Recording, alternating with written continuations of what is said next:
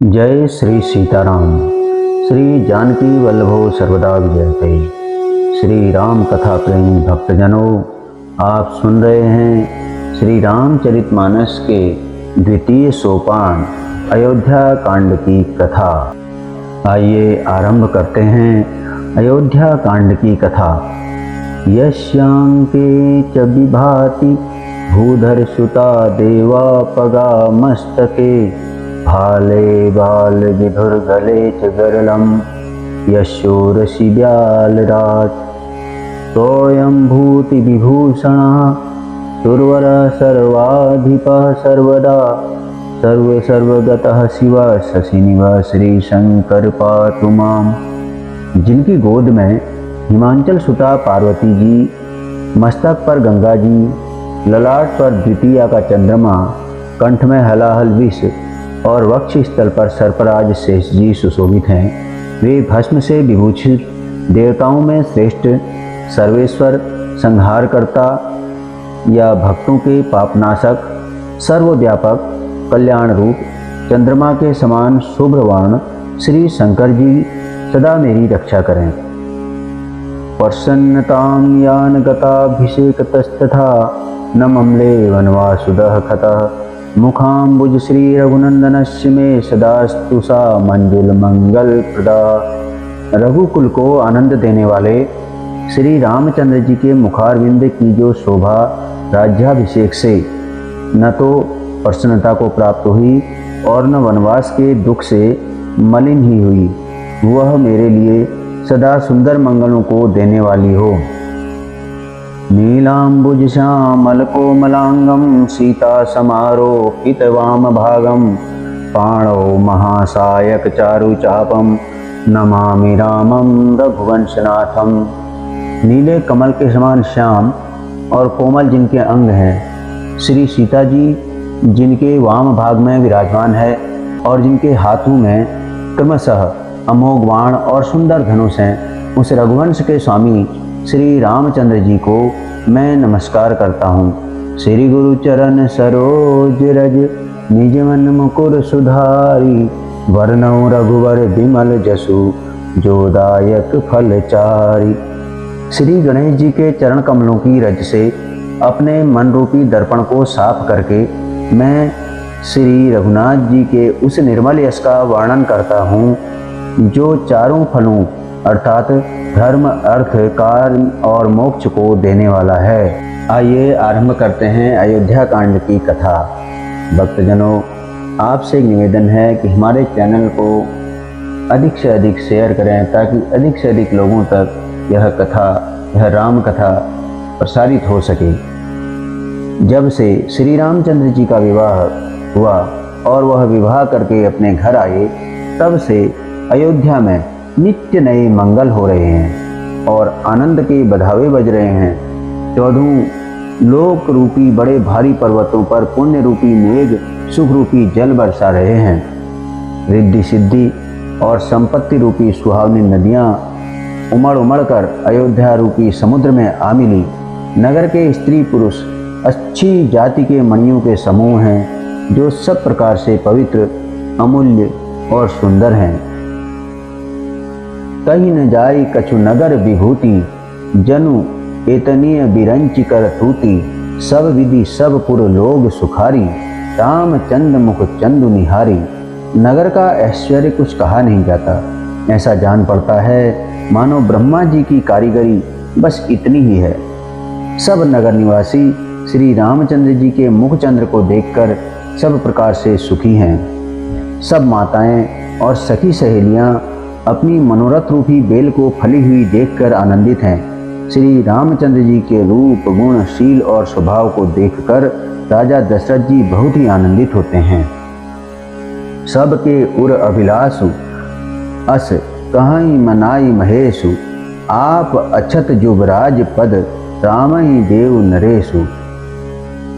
सबके हृदय में ऐसी अभिलाषा है और सब महादेव जी को मनाकर प्रार्थना करते हैं कि राजा अपने जीते जी रामचंद्र जी को युवराज का पद दे दें। एक समय रघुकुल के राजा दशरथ जी अपने सारे समाज सहित राज्यसभा में विराजमान थे। महाराज समस्त पुण्यों की मूर्ति हैं। उन्हें श्री रामचंद्र जी का सुंदर यश सुनकर अत्यंत आनंद हो रहा है। सब राजा उनकी कृपा चाहते हैं और लोकपालगण उनके रुख को रखते हुए अर्थात अनुकूल होकर प्रीति करते हैं। पृथ्वी, आकाश, पाताल तीनों भुवनों में और भूत भविष्य वर्तमान तीनों कालों में दशरथ जी के समान बड़भागी और कोई नहीं है। मंगलों के मूल श्री रामचंद्र जी जिनके पुत्र हैं, उनके लिए जो कुछ कहा जाए सब थोड़ा है। राजा ने स्वाभाविक ही हाथ में दर्पण ले लिया और उसमें अपना मुंह देखकर मुकुट को सीधा किया। देखा कि कानों के पास बाल सफ़ेद हो गए हैं, मानो बुढ़ापा ऐसा उपदेश कर रहा है कि हे राजन, श्री रामचंद्र जी को युवराज पद देकर अपने जीवन और जन्म का लाभ क्यों नहीं लेते। हृदय में यह विचार लाकर अर्थात युवराज पद देने का निश्चय करके राजा दशरथ जी ने शुभ दिन और सुंदर समय पाकर प्रेम से पुलकित शरीर हो आनंद मग्न मन से उसे गुरु वशिष्ठ जी को जा सुनाया। राजा ने कहा, हे मुनिराज, कृपया यह निवेदन सुनिए। श्री रामचंद्र अब सब प्रकार से सब योग्य हो गए हैं। सेवक, मंत्री, सब नगर निवासी और जो हमारे शत्रु या मित्र या उदासीन हैं, सभी को श्री रामचंद्र जी वैसे ही प्रिय हैं जैसे वे मुझको हैं। उनके रूप में आपका आशीर्वाद ही मानो शरीर धारण करके शोभित हो रहा है। हे स्वामी, सारे ब्रह्मांड परिवार सहित आपके ही समान उन पर स्नेह करते हैं। जो लोग गुरु के चरणों की रज को मस्तक पर धारण करते हैं, वे मानो समस्त ऐश्वर्य को अपने वश में कर लेते हैं। इसका अनुभव मेरे सामने दूसरे किसी ने नहीं किया। आपकी पवित्र चरण रज की पूजा करके मैंने सब कुछ पा लिया है। अब मेरे मन में एक ही अभिलाषा है, हे नाथ, वह भी आप ही के अनुग्रह से पूरी होगी। राजा का सहज प्रेम देखकर मुनि ने प्रसन्न होकर कहा, नरेश, आज्ञा दीजिए, कहिए आपकी क्या अभिलाषा है। हे राजन, आपका नाम और यश ही संपूर्ण मनचाही वस्तुओं को देने वाला है। हे राजाओं के मुकुटमणि, आपके मन की अभिलाषा फल का अनुगमन करती है, अर्थात आपकी इच्छा करने के पहले ही फल उत्पन्न हो जाता है। अपने जी में गुरु जी को सब प्रकार से प्रसन्न जानकर हर्षित होकर राजा कोमल वाणी से बोले, हे नाथ, श्री रामचंद्र जी को युवराज कीजिए। कृपा करके कहिए, आज्ञा दीजिए, जो तैयारी की जाए। मेरे जीते जी यह आनंद उत्सव हो जाए जिससे सब लोग अपने नेत्रों का लाभ प्राप्त करें। आपके प्रसाद से शिव जी ने सब कुछ निभा दिया, अर्थात सब इच्छाएं पूर्ण कर दी। केवल यही एक लालसा अब मन में रह गई है। इस लालसा के पूर्ण हो जाने पर फिर सोच नहीं, शरीर रहे या चला जाए, जिससे मुझे पीछे पछतावा न हो। दशरथ जी के मंगल और आनंद के मूल सुंदर वचन सुनकर मुनि मन में अत्यंत प्रसन्न हुए। तब वशिष्ठ जी ने कहा, हे राजन, सुनिए, जिनसे विमुख होकर लोग पछताते हैं और जिनके भजन बिना जी की जलन नहीं जाती, वही स्वामी सर्वलोक महेश्वर श्री राम जी आपके पुत्र हुए हैं, जो पवित्र प्रेम के अनुगामी हैं। श्री राम जी पवित्र प्रेम के पीछे पीछे चलने वाले हैं। इसी से तो प्रेमवश आपके पुत्र हुए हैं। हे राजन, अब देर न कीजिए, शीघ्र सब सामान सजाइए। शुभ दिन और सुंदर मंगल तभी है जब श्री रामचंद्र जी युवराज हो जाएं, अर्थात उनके अभिषेक के लिए सभी दिन शुभ और मंगलमय हैं। वेग विलंब न करिए नृप, साजिए सबुई समाज, सुदिन सुमंगल तबहि जब राम हो ही युवराज। राजा आनंदित होकर महल में आए और उन्होंने सेवकों को तथा मंत्री सुमंत्र को बुलवाया। उन लोगों ने जय जीव कहकर सिर नवाए।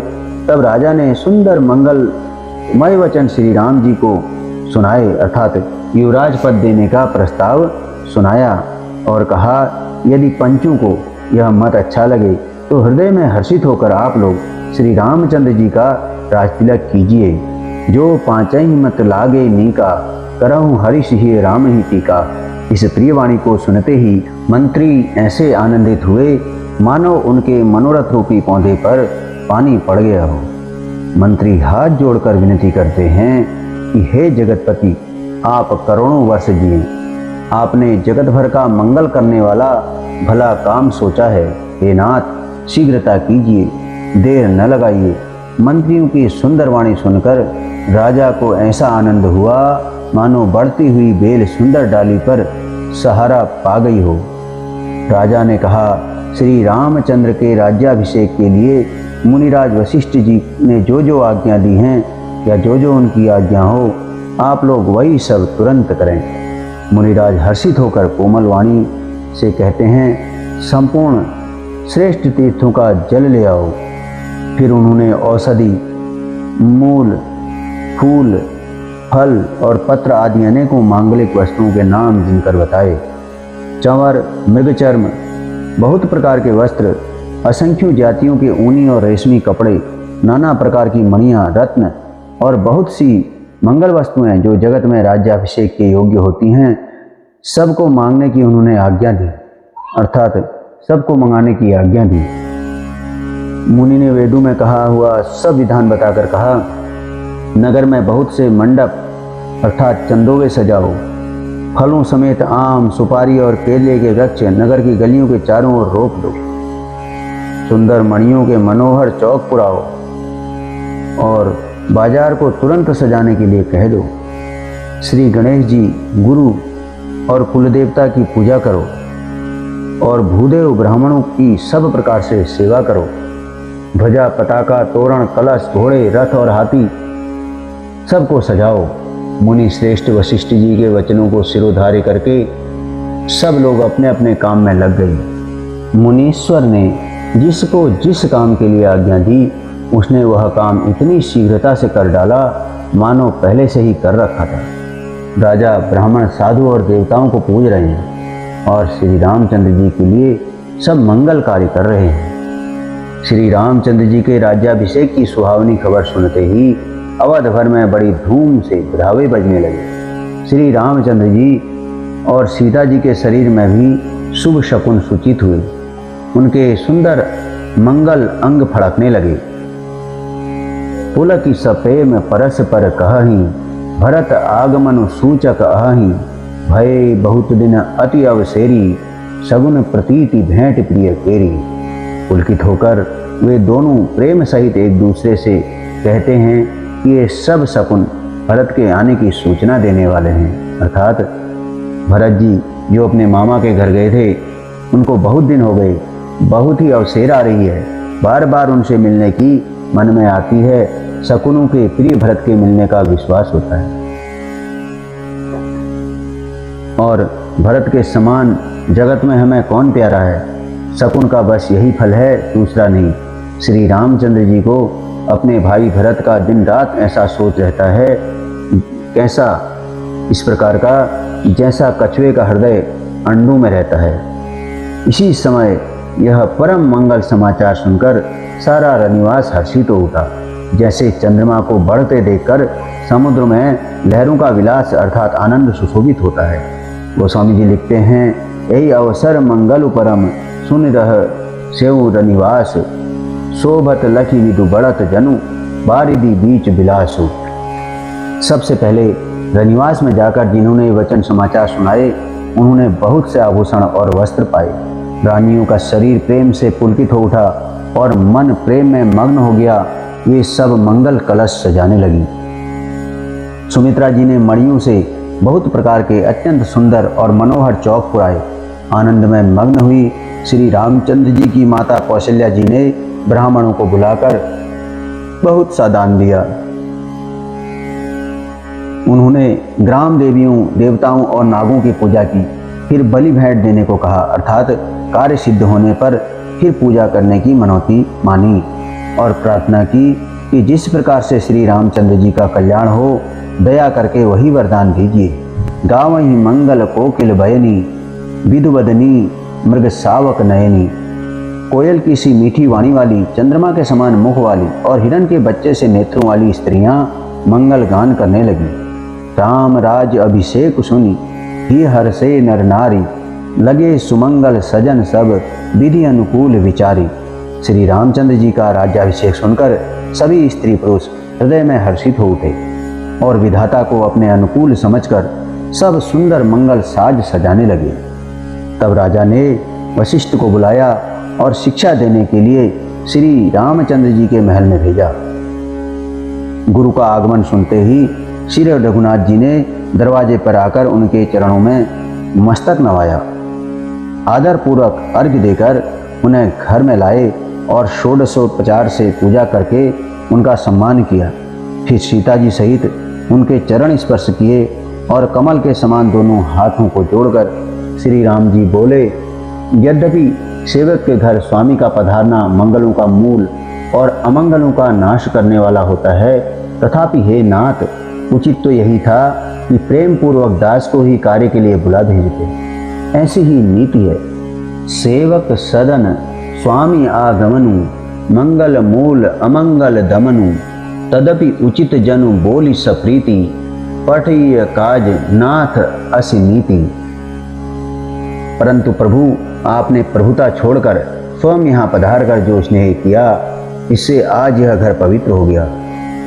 हे गोसाई, अब जो आज्ञा हो मैं वही करूं। स्वामी की सेवा में ही सेवक का लाभ है। सुनिए स्नेह साने वचन, मुनि रघुवर ही प्रशंस, राम कृष्ण तुम कहु अस, हंस बंश अवतंस। श्री रामचंद्र जी के प्रेम में सने हुए वचनों को सुनकर मुनि वशिष्ठ जी ने श्री रघुनाथ जी की प्रशंसा करते हुए कहा कि हे राम, भला आप ऐसा क्यों न कहें, आप सूर्यवंश के भूषण जो हैं। श्री रामचंद्र जी के गुण, शील और स्वभाव का बखान कर मुनिराज प्रेम से पुलकित होकर बोले, हे रामचंद्र जी, राजा दशरथ जी ने राज्याभिषेक की तैयारी की है। वे आपको युवराज पद देना चाहते हैं। इसलिए हे राम जी, आज आप उपवास, हवन आदि विधि पूर्वक सब संयम कीजिए, जिससे विधाता कुशल पूर्वक इस काम को निभा दें, अर्थात सफल कर दें। गुरुजी शिक्षा देकर राजा दशरथ जी के पास चले गए। श्री रामचंद्र जी के हृदय में यह सुनकर इस बात का खेद हुआ कि हम सब भाई एक ही साथ जन्मे, खाना सोना लड़कपन के खेल कूद करने और कंछेदन यज्ञोपवित्र और विवाह आदि उत्सव सब साथ साथ ही हुए। इस पर निर्मल वंश में यही एक अनुचित बात हो रही है कि और सब भाइयों को छोड़कर राज्याभिषेक एक बड़े का ही अर्थात मेरा होता है। तुलसीदास जी कहते हैं कि प्रभु श्री रामचंद्र जी का सुंदर प्रेमपूर्ण पछतावा भक्तों के मन की कुटिलता को हरण करे। तेई अवसर आए लखन, मगन प्रेम आनंद, सन माने प्रिय वचन कही, रघुकुल कैरव चंद। उसी समय प्रेम और आनंद में मग्न लक्ष्मण जी आए। रघुकुल रूपी कुमुद के खिलाने वाले चंद्रमा श्री रामचंद्र जी ने प्रिय वचन कहकर उनका सम्मान किया। बहुत प्रकार से बाजे बज रहे हैं। नगर के अतिशय आनंद का वर्णन नहीं हो सकता। सब लोग भरत जी का आगमन मना रहे हैं और कह रहे हैं कि वे शीघ्र आवें और राज्याभिषेक उत्सव को देखकर नेत्रों का फल प्राप्त करें। बाजार, रास्ते, घर, गली और चबूतरों पर जहाँ तहाँ पुरुष और स्त्री आपस में यही कह रहे हैं कि कल का शुभ लग्न अर्थात मुहूर्त कितने समय है जब विधाता हमारी अभिलाषा को पूर्ण करेंगे। जब सीता जी सहित श्री राम जी सुवर्ण के सिंहासन पर विराजेंगे और हमारा मन चीता होगा अर्थात मनोकामना पूरी होगी। इधर तो यह सब कह रहे हैं कि कल कब होगा, उधर कुचक्र की देवता विघ्न मना रहे हैं। सकल कहाई कब होई काली, विघ्न मनावही देव कुचाली। अर्थात कुचक्री देवता विघ्न मना रहे हैं। उन्हें देवताओं को अवध के बधावे नहीं सुहाते। जैसे चोर को चांदनी रात नहीं भाती, सरस्वती जी को बुलाकर देवता विनय करते हैं कि बार बार उनके पैरों पर पड़कर उन पर गिरते हैं। वे कहते हैं, हे माता, हमारी बड़ी विपत्तियों को देखकर आज वही कीजिए जिससे श्री रामचंद्र जी राज्य त्याग कर वन को चले जाएं और देवताओं का सब कार्य सिद्ध हो जाए।